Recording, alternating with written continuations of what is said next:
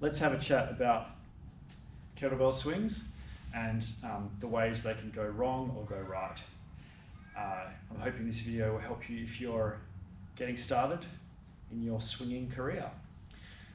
Righty, so let me show you first and then you'll know what I'm talking about.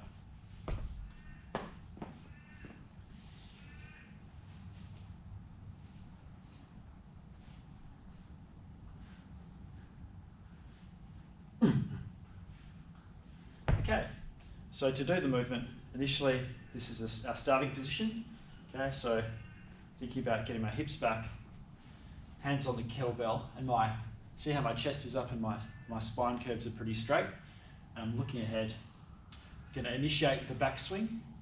It's going to create a lot of tension in my hamstrings, and then backswing, and then I'm going to drive up, projecting the weight up forward to this position here before I let my arms come down as I strike, and then arms come down, strike, elbows strike the rib cage, hips go back to that bottom position movement here before I drive up.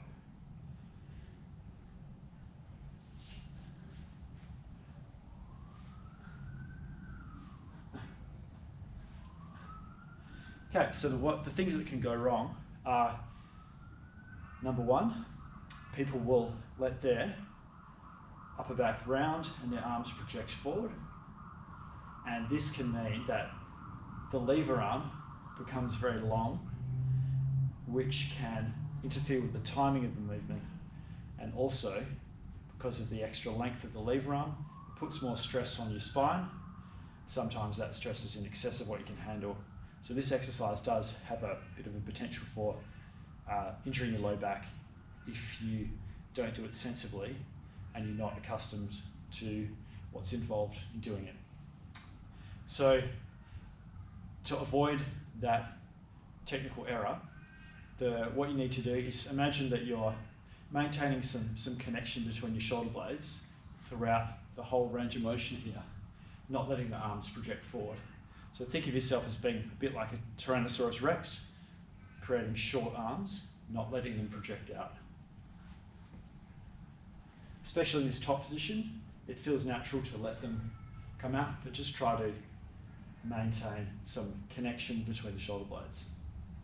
And that will help the kettlebell. If you'll know you're potentially doing it poorly if the kettlebell is coming below the level of your knees. Another thing to bear in mind is the timing of the swing. It's very common for people to,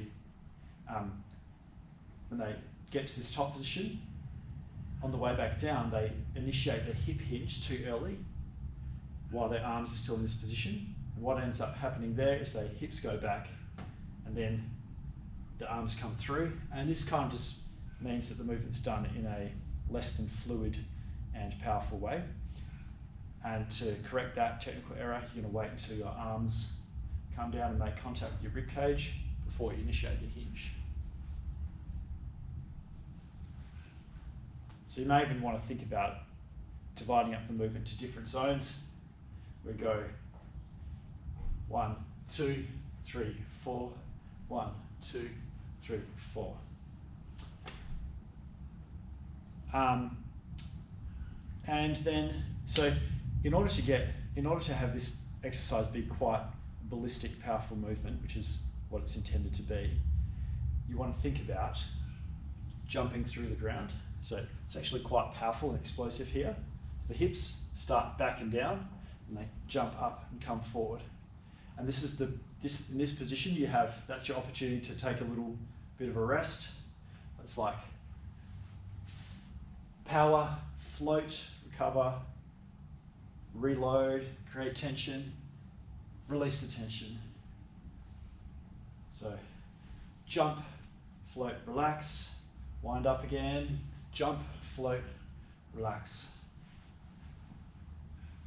So if you're in the process of learning how to do this, it can be really handy to just start with a very light weight and experiment with it to experience what it feels like to use your legs, the leg muscles in particular, your hamstrings and your glutes, and your quads to a lesser degree, to produce all the force. And that gets imparted to your arms. Your arms are working a little bit, but most of the work is done in the legs. And your arms are kind of along for the ride.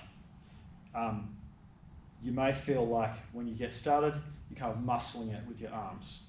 And you can adjust your technique to take the load off your arms and put it into your legs. Once you feel like you're doing the exercise with real good form, in particular using the legs, then you can start to progress the weight higher and higher. Happy swinging.